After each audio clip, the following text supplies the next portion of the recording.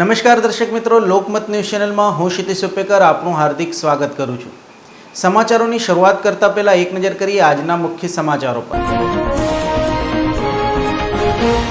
બીજેપીના પૂર્વ કાઉન્સિલર રમેશ પરમાર રાજાના પુત્રની એસએજી હોસ્પિટલના કમ્પાઉન્ડમાં હત્યા કરી દેવાતા ચકચાર મચી। બાબર નામના શખ્સે પોલીસની હાજરીમાં હુમલો કરી હત્યા નિપજાવી હોવાનું સામે આવતા બાબરને ફાંસી આપવાની માંગ કરાઈ। પોલીસ દ્વારા આ મામલે પત્રકાર પરિષદ યોજી।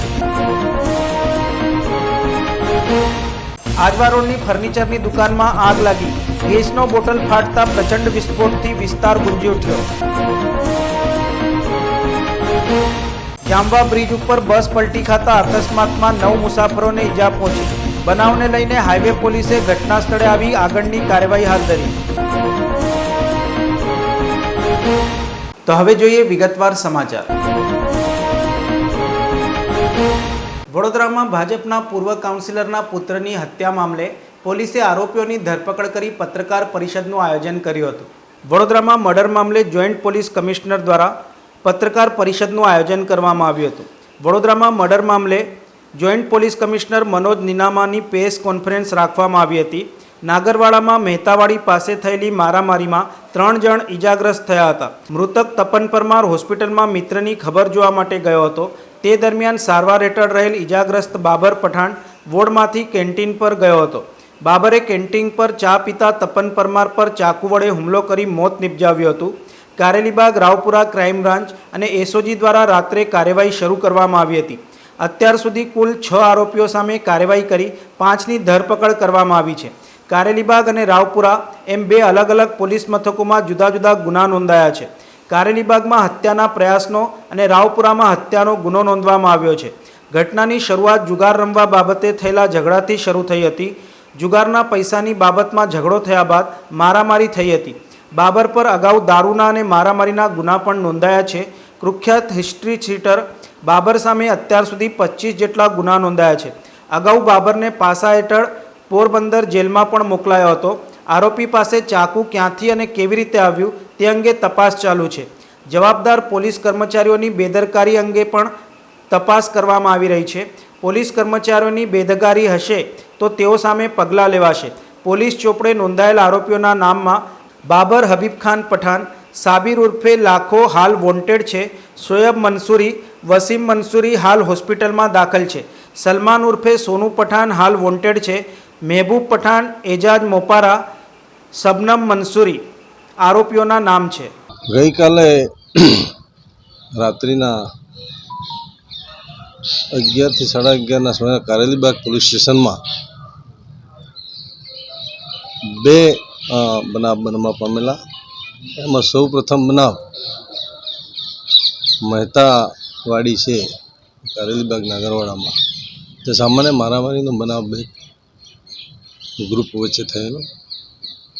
એમાં 3 વ્યક્તિઓને સામાન્ય ઈજાઓ થયેલી અને એ લોકો કોઈ પણ જાતની પોલીસને જાણ કર્યા વગર એસએજી હોસ્પિટલમાં સારવારથી ગયેલા। ત્યારબાદ આ જે ઈજા પામનાર હતા એમાં એક મુસ્લિમ અને 2 હિન્દુ યુવાનોને ઈજા થયેલી।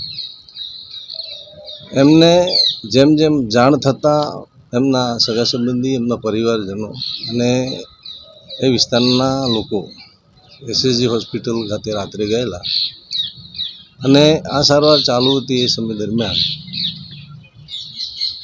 જે મરનાર ભોગ બનનાર જે યુવાન છે એ પાછળ કેન્ટીન પર ચા પીતા હતા, એના મિત્ર સાથે ઊભા હતા।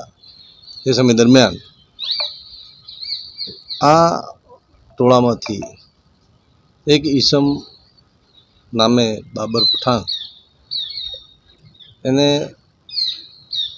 ઇમરજન્સી વોર્ડ છોડી અને કેન્ટીન પર જાય છે અને ત્યાં બેઠેલા તપન પરમાર નામના યુવાનને ચપ્પુ મારીને, ચપ્પુના ઘા મારીને ઈજાગ્રસ્ત કરે છે અને ત્યાંથી એને આપણે બચાવવા માટે ઇમરજન્સીમાં લાવીએ છીએ, પણ અડધા કલાકની સારવારમાં તપન પરમારનું દુઃખદ અવસાન થાય છે. આમ એક નાઇટમાં 2 બનાવો બનેલા, તેમાં એક બનાવ, પહેલો બનાવ જે બનેલો કારેલીબાગ પોલીસ સ્ટેશનમાં, આ લોકો વિરુદ્ધ આપણે 307 એટલે કે ખૂનની કોશિશનો ગુનો દાખલ કર્યો. અને બીજો બનાવ જે સિવિલ હોસ્પિટલ SSG ખાતે બને છે, એમાં આપણે ખૂનનો ગુનો દાખલ કરી અને સાથે ભોગ બનનાર અને પ્રથમ ગુનામાં અને બીજા ગુનામાં ભોગ બનનાર જે ઇસમો છે એ દલિત સમાજ, શિડ્યુલ કાસ્ટ સમાજના છે. તેથી આપણે એટ્રોસિટી એક્ટ મુજબ ફરિયાદ છે, પરંતુ એવી ફરિયાદી તરફથી એવી ફરિયાદ આવે છે કે મને ચક્કર આવે છે અને વોમિટિંગ થાય છે. એટલે અમારા તત્કાલીન PSO, ફરજ પરના PSOએ એમણે ફરિયાદ અધૂરી મૂકી અને સારવાર માટે તમે પહેલાં સારવાર લઈ આવો, પછી તમારી ફરિયાદ લઈશું એમ કરીને સૌપ્રથમ સારવાર માટે એમને SSGમાં મોકલે છે. SSGમાં જવા માટે એના કોઈ મિત્ર છે, કોઈ સબીર કરીને મિત્ર છે, તપાસ ચાલુ છે.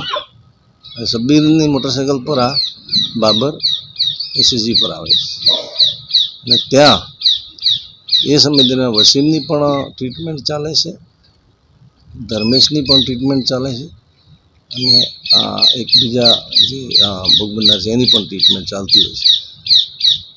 બાબર પઠાણ ત્યાં ગયા પછી ત્યાં MLC અથવા તો એને કેસ કાઢવાની પ્રક્રિયા કરતો નથી, સીધા વસીમ જ્યાં ઇમરજન્સીમાં દાખલ છે ત્યાં પહોંચી જાય છે.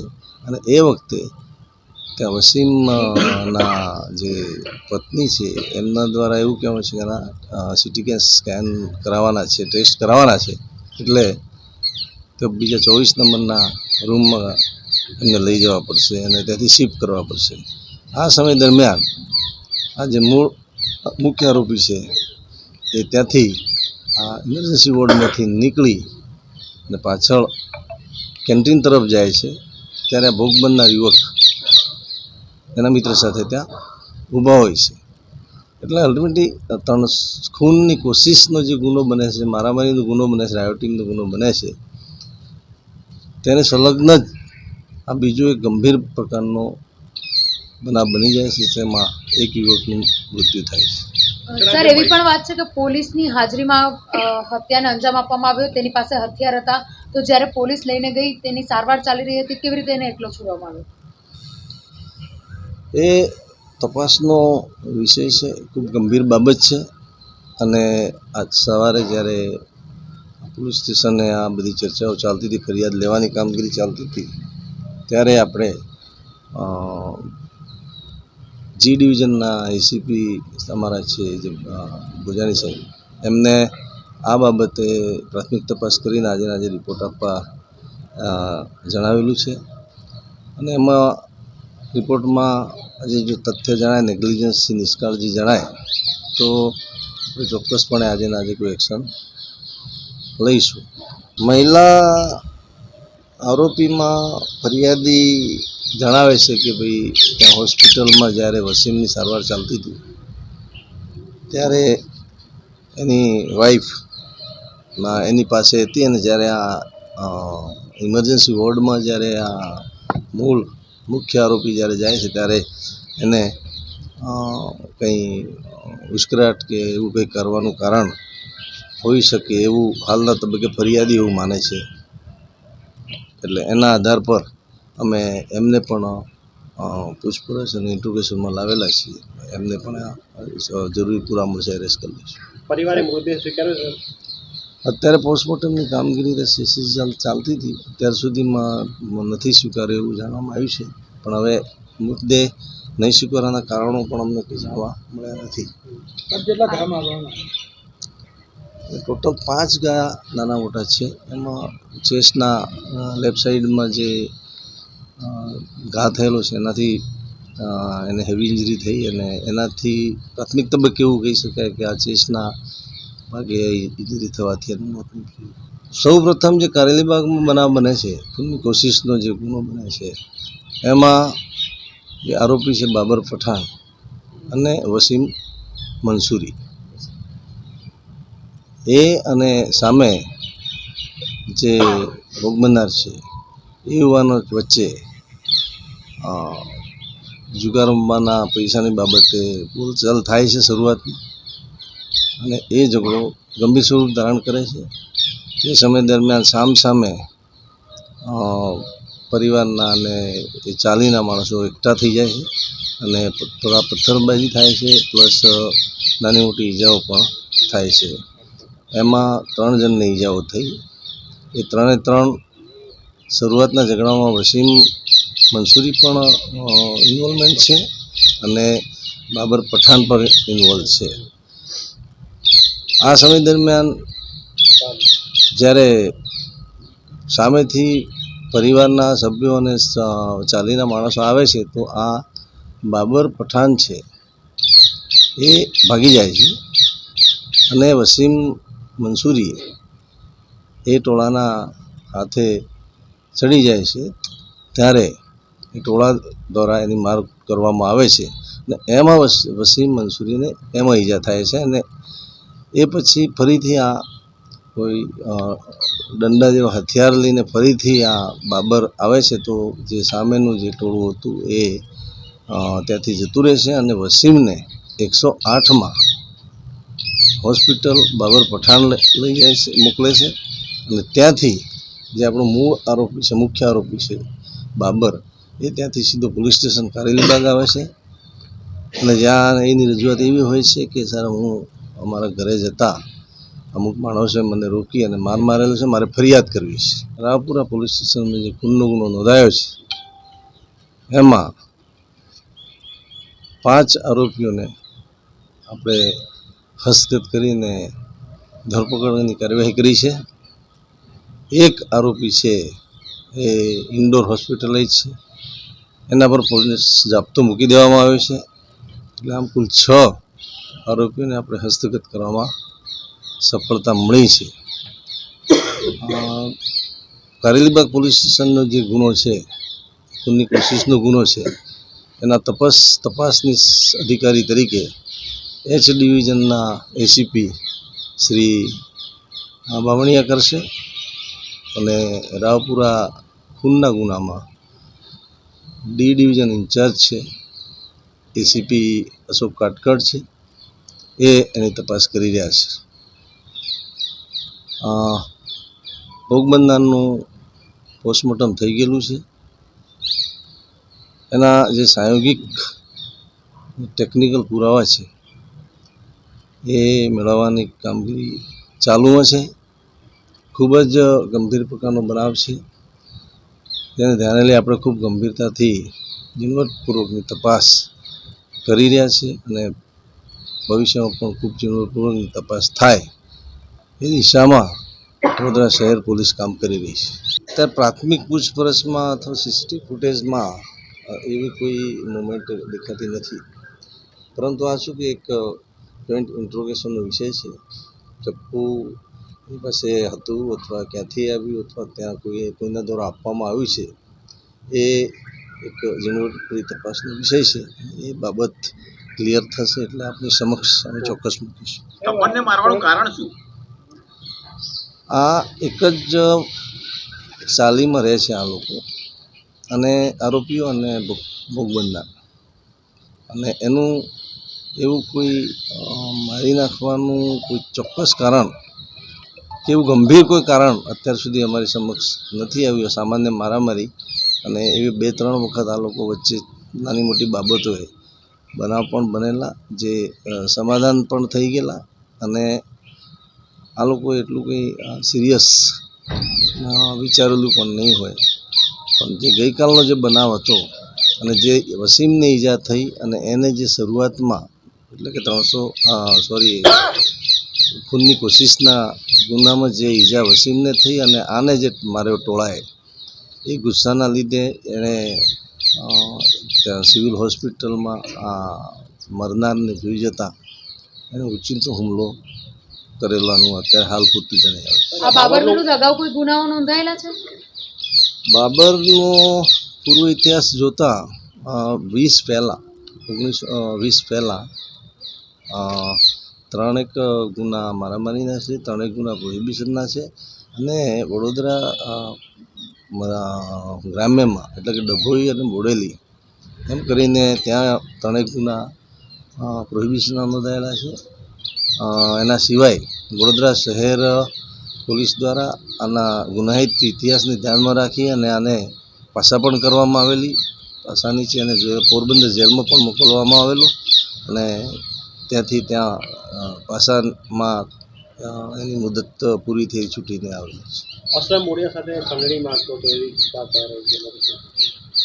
આની સાથે કેટલા કનેક્ટેડ કેટલા પરિબળો છે એ તો આજેના જે તપાસમાં મારી સમક્ષ જેમ જેમ એ બાબતો આવતી જશે એમ આપણે ઝીણવટની તપાસ કરશું અને જે કોઈ પરિબળો અથવા જે કોઈ બાબતો અમારી તપાસમાં આવશે તો અમે ખૂબ કડકાઈથી એ દિશામાં આગળ વધશું.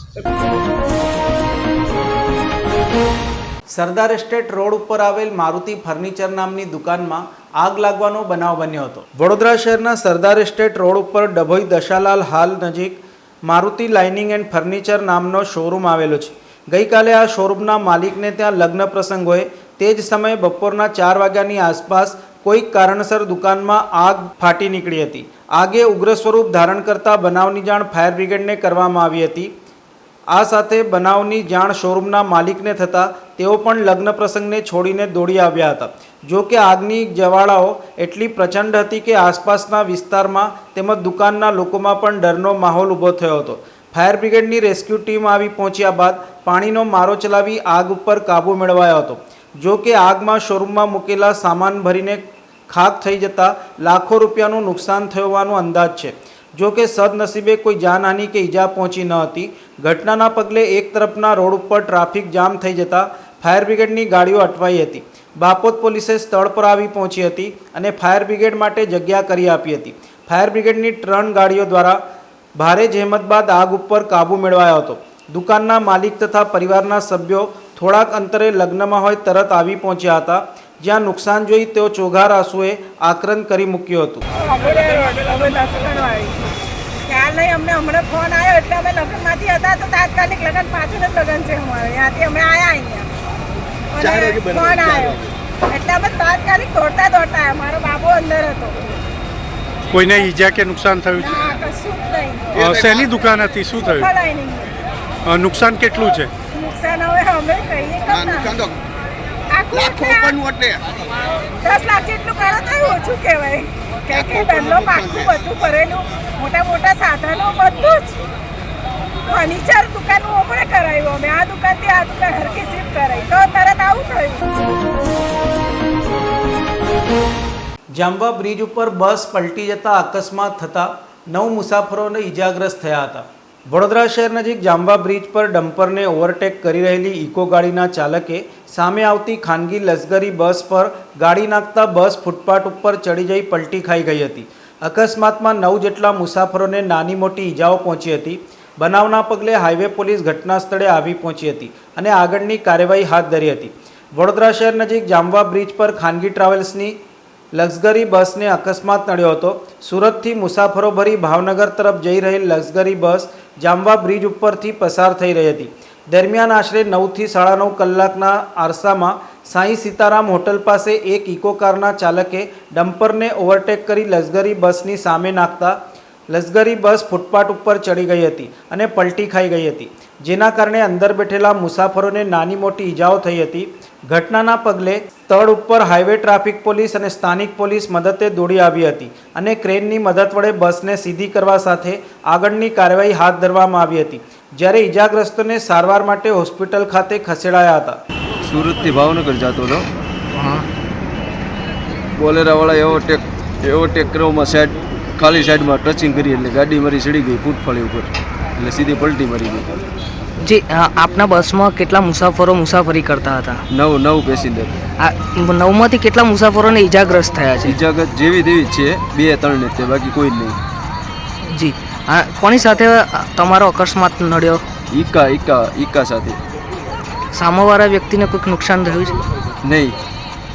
આ કયા સ્થળ ઉપર થયું છે? આજવા. જાંબવા. જાંબા. જી આપનો પરિચય? આપણો પરિચય કમ્પ્લેટ. તમારું નામ શું છે? મંગલદાસ. વાઘોડિયા વિધાનસભાનો સ્નેહ મિલન સમારંભ અંકોડિયા ખાતે યોજાયો હતો. વાઘોડિયા વિધાનસભાનો સ્નેહ મિલન સમારંભ અંકોડિયા ખાતે યોજાયો હતો. દિવાળી બાદ ભારતીય જનતા પાર્ટી વાઘોડિયા વિધાનસભાના ધારાસભ્ય દ્વારા સ્નેહ મિલન કાર્યક્રમનું આયોજન કરવામાં આવ્યું હતું.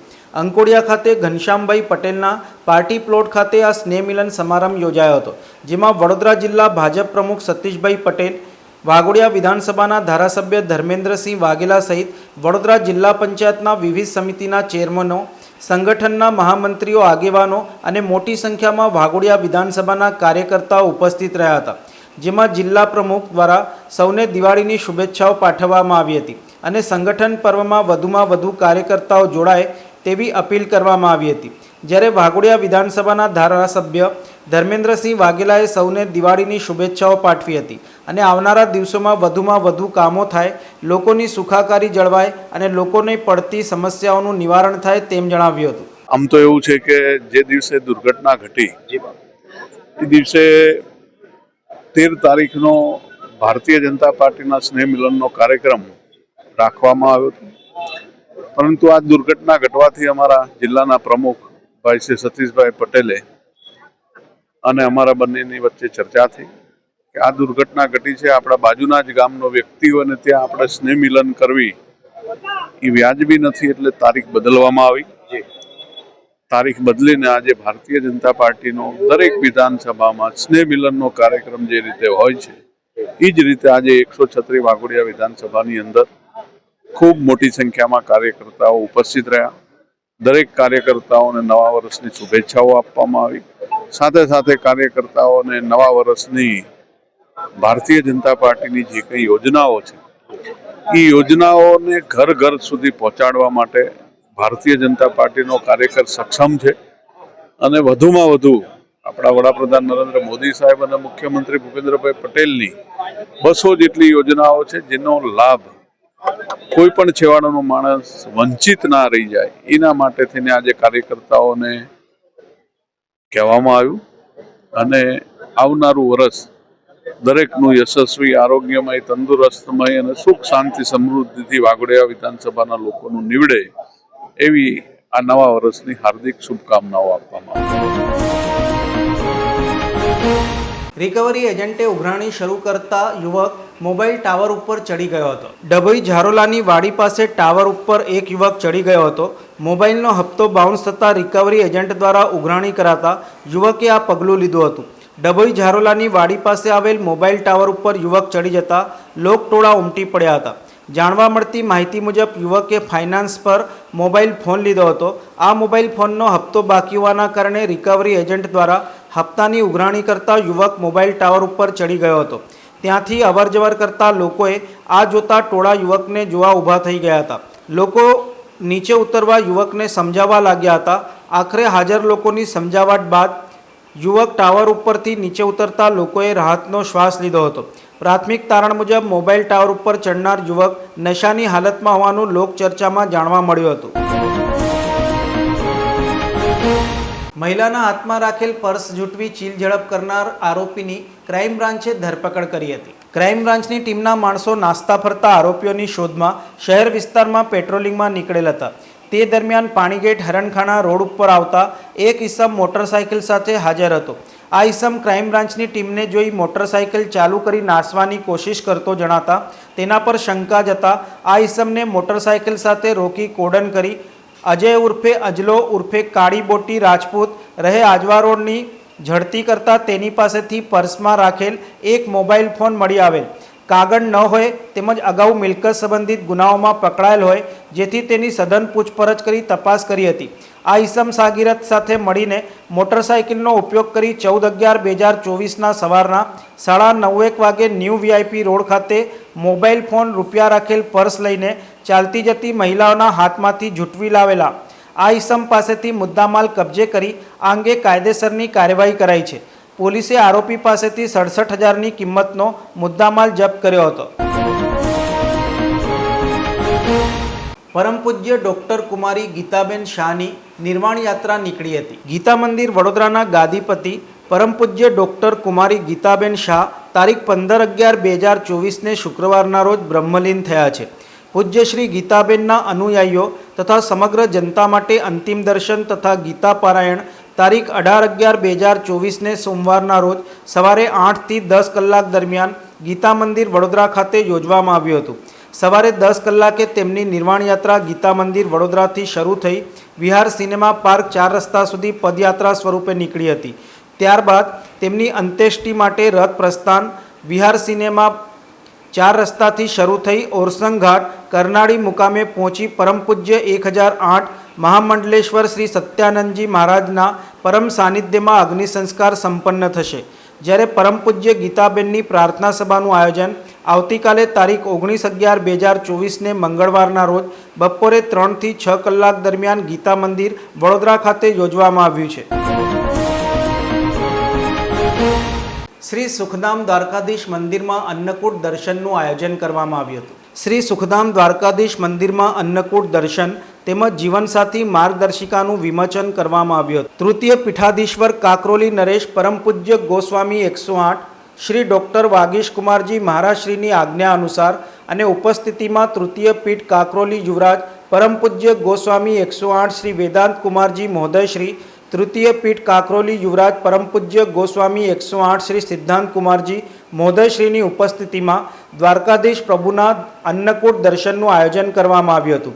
સાથે જ દર્ભાવતીના ધારાસભ્ય શ્રી શૈલેષભાઈ મહેતા દ્વારા જીવનસાથી પસંદગીની માર્ગદર્શિકાનું વિમોચન કરવામાં આવ્યું હતું. આજે ખૂબ જ આનંદનો અવસર છે.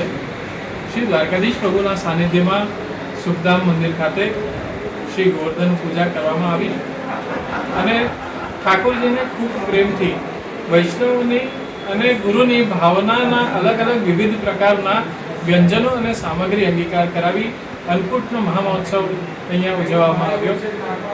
આ શુભ દિવસે જીવનસાથી પસંદગી સંમેલન જે અપરિણિત સ્ત્રી અને પુરુષોનું એક બહુ જ સરસ પ્લેટફોર્મ છે મેટ્રિમોનિયલનું, એમાં માર્ચ મહિનામાં 2025માં નિર્ધારિત કરવામાં આવ્યું અને આ શુભ દિવસે એની પત્રિકા વિમોચન કરવામાં આવી હતી. આજે આપ સૌને ખૂબ ખૂબ બધાઈ આપું છું અને યંગસ્ટર્સને નિશ્ચિત રૂપે કહું છું કે આમાં જોડાવીને જેટલું સમાજનું કલ્યાણની ભાવના સાર્થક થઈ શકતી હોય એટલું જ નિશ્ચિત રૂપે કરે. ખૂબ ખૂબ શુભકામના અને શુભેચ્છા પાઠવું છું. ચેઇન સ્નેચિંગ, લૂંટ તથા પ્રોહિબિશનના ગુનામાં સંડોવાયેલ આરોપીઓને પાસા હેઠળ અલગ અલગ જેલમાં મોકલી આપ્યા હતા. અસામાજિક તત્વોની પ્રવૃત્તિને અંકુશમાં રાખવા ગુનેગારો ઉપર સખતમાં સખત રીતે પાસા તેમજ હથપારી હેઠળ અટકાયતી પગલાં લેવાની પોલીસ કમિશનરે સૂચના આપેલ. તે આધારે ચેઇન સ્નેચિંગના ગુનામાં સંડોવાયેલ ચંદનસિંહ રાજપૂતને પાસા ધારા હેઠળ અટકાયતમાં લઈ રાજકોટ મધ્યસ્થ જેલ ખાતે પાસા હેઠળ અટકાયતમાં રાખવા સારું મોકલી આપેલ છે. રોકડ તેમજ મોબાઈલ રિક્ષા મળી કુલ 55,500ની લૂંટ. આ ગુનામાં પહેલા આરોપીએ અન્ય સાહેબનાઓને પણ માર મારી રોકડા 4,000 મળી 59,500ની લૂંટ કરી નાસી ગઈ ગુનો કરેલ.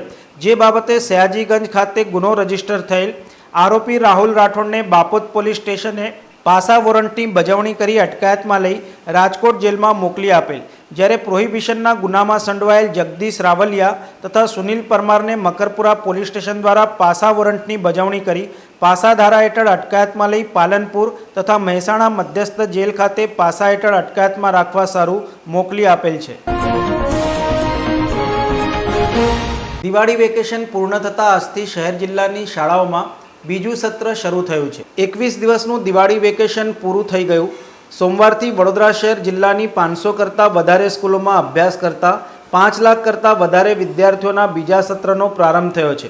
સાથે સાથે MS યુનિવર્સિટી અને બીજી ખાનગી કોલેજોમાં પણ શૈક્ષણિક કાર્ય શરૂ થઈ ગયું છે. વિદ્યાર્થીઓની ચહલપહલથી શાળાઓ અને યુનિવર્સિટી તેમજ કોલેજોના કેમ્પસ ફરી એક વખત ધમધમતા થયા છે. શહેરના માજલપુરમાં આવેલ શ્રેયસ વિદ્યાલયમાં બીજા સત્રનો પહેલો દિવસે વિદ્યાર્થીઓની ચહલપહલ જોવા મળી હતી. MS યુનિવર્સિટીમાં પણ બીજા સત્રનો પ્રારંભ થતાં ગણતરીના દિવસોમાં વિવિધ ફેકલ્ટીઓમાં એન્ડ સેમેસ્ટર પરીક્ષાઓનો પ્રારંભ થશે. યુનિવર્સિટીના વિદ્યાર્થીઓ પણ વેકેશન બાદ પરીક્ષાની તૈયારીઓમાં વ્યસ્ત બન્યા હતા. 21 દિવસના દિવાળી વેકેશન બાદ આજે 18 તારીખથી વિદ્યાર્થીઓ સેકન્ડ ટર્મ માટે શાળામાં આવ્યા છે. તેમના આગમનથી આખું કેમ્પસ ગાજી ઉઠ્યું છે. એકદમ આનંદ કિલ્લોલનો અવાજ આવે છે. સહુમાં બધાએ પ્રાર્થના કરી છે અને આછી વિન્ટરની પણ તૈયારી થઈ છે. સેકન્ડ ટર્મના પ્લાનિંગમાં અમારે ફર્સ્ટ ટર્મના results, annual sports, unit test, event સેલિબ્રેશન્સની બધી તૈયારીઓ પણ અમારા વિષય શિક્ષકોએ અને આચાર્યોએ કરી છે. તદુપરાંત ધોરણ 10 અને ધોરણ 12ના વિદ્યાર્થીઓ માટે પ્રેક્ટિસ ટેસ્ટના અને નવી પેપર પદ્ધતિ પ્રમાણેનું આયોજન પણ અમે કર્યું છે.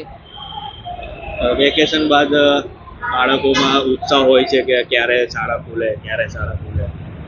હા, વિદ્યાર્થીઓને તેમના સાથી મિત્રોને મળી સાથે નાસ્તો કરવાનું, સાથે રમવાનું, સાથે ભણવાનું બહુ ખૂબ જ ગમે છે. તો આજે સારી એવી હાજરીથી આજે સેકન્ડ સેમિસ્ટરનો પ્રથમ દિવસ ઘણો જ આનંદદાયક રહ્યો. આપનો પરિચય? નીતાબેન જાની, એકેડેમિક હેડ, શ્રી શ્રેયસ એજ્યુકેશન ટ્રસ્ટ, વડોદરા. સમાચારોના અંતમાં એક નજર કરીએ આજના મુખ્ય સમાચારો પર. બીજેપીના પૂર્વ કાઉન્સિલર રમેશ પરમાર રાજાના પુત્રની એસએજી હોસ્પિટલના કમ્પાઉન્ડમાં હત્યા કરી દેવાતા ચકચાર મચી.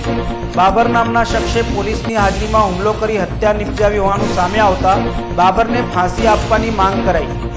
પોલીસ દ્વારા આ મામલે પત્રકાર પરિષદ યોજી. આજવા રોડની ફર્નિચરની દુકાનમાં આગ લાગી. ગેસનો બોટલ ફાટતા પ્રચંડ વિસ્ફોટથી વિસ્તાર ગુંજી ઉઠ્યો. જાંબા બ્રિજ ઉપર બસ પલટી ખાતા અકસ્માતમાં 9 મુસાફરોને ઈજા પહોંચી. બનાવને લઈને હાઈવે પોલીસે ઘટના સ્થળે આવી આગળની કાર્યવાહી હાથ ધરી. તો આજના સમાચાર અહીં સમાપ્ત થાય છે. વધુ સમાચારો સાથે આવતીકાલે ફરીથી મુલાકાત થશે. તો ત્યાં સુધી લોકમત ન્યૂઝ ચેનલની સમગ્ર ટીમને રજા આપશો. નમસ્કાર.